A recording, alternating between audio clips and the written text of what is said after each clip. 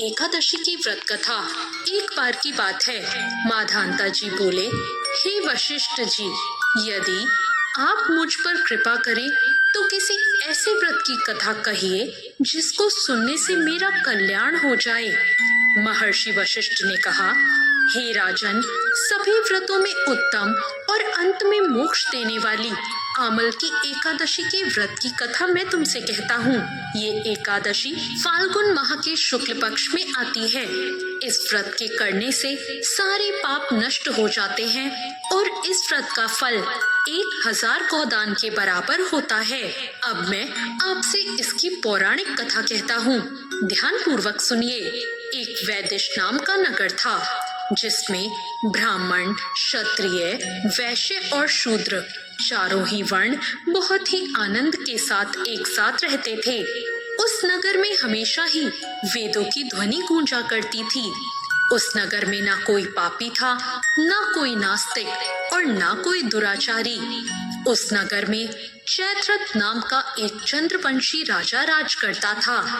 वो अत्यंत विद्वान और धर्मी था। उस नगर में कोई भी व्यक्ति ना तो दरिद्र था और ना ही कंजूस। सभी नगरवासी भगवान विष्णु के भक्त थे और सभी नगरवासी एकादशी का व्रत किया करते। एक समय फाल्गुन मास के शुक्ल पक्ष की आमल की एकादशी आई। उस दिन राजा ने पूरे प्रजा के सहित हर्षपूर्वक इस व्रत को किया। राजा अपनी प्रजा के साथ मंदिर में जाकर पूर्ण कुंभ स्थापित करके धूप, दीप, नौवेद्य, पंचरत्न आदि से आंवले का पूजन करने लगा और इस प्रकार स्तुति करने लगा, हे धात्री यानी आंवले, तुम ब्रह्म स्वरूप हो, तुम ब्रह्मा जी द्वारा उत्पन्न हुए हो और समस्त पापों का नाश करने वाले हो। तुमको नमस्कार है, तुम मेरा अर्घ स्वीकार करो। तुम श्री रामचंद्र के द्वारा सम्मानित हो, आप मेरे समस्त पापों का नाश करो। उस मंदिर में सबने रात्रि में जागरण किया।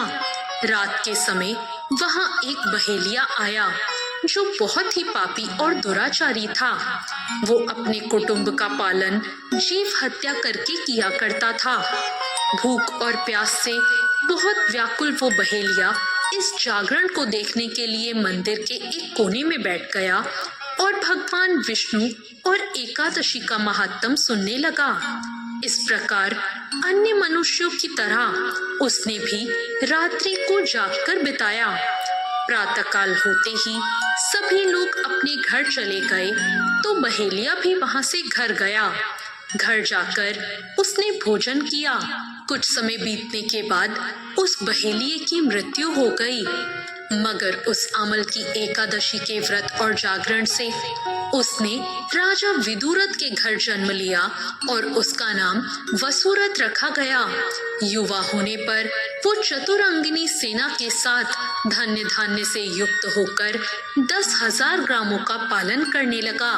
वो तेज में सूर्य के समान, कांति में चंद्रमा के समान, वीरता में भगवान विष्णु के समान और क्षमा में पृथ्वी के समान था। वो अत्यंत धार्मिक, सत्यवादी, कर्मवीर और भगवान विष्णु का भक्त था। वो अपनी प्रजा का समान भाव से पालन करता था और दान देने को वो अपना कर्तव्य मानता था। एक दिन वो राजा शिकार खेलने गया। देवयोग से वो वहां से आने का रास्ता भूल गया और दिशा का ज्ञान न रहने के कारण उसे वन में एक वृक्ष के नीचे सो गया। थोड़ी देर बाद पहाड़ी से मेल्लज वहां आ गए और राजा को अकेला देखकर मारो मारो शब्द कहते हुए राजा की ओर दौड़े।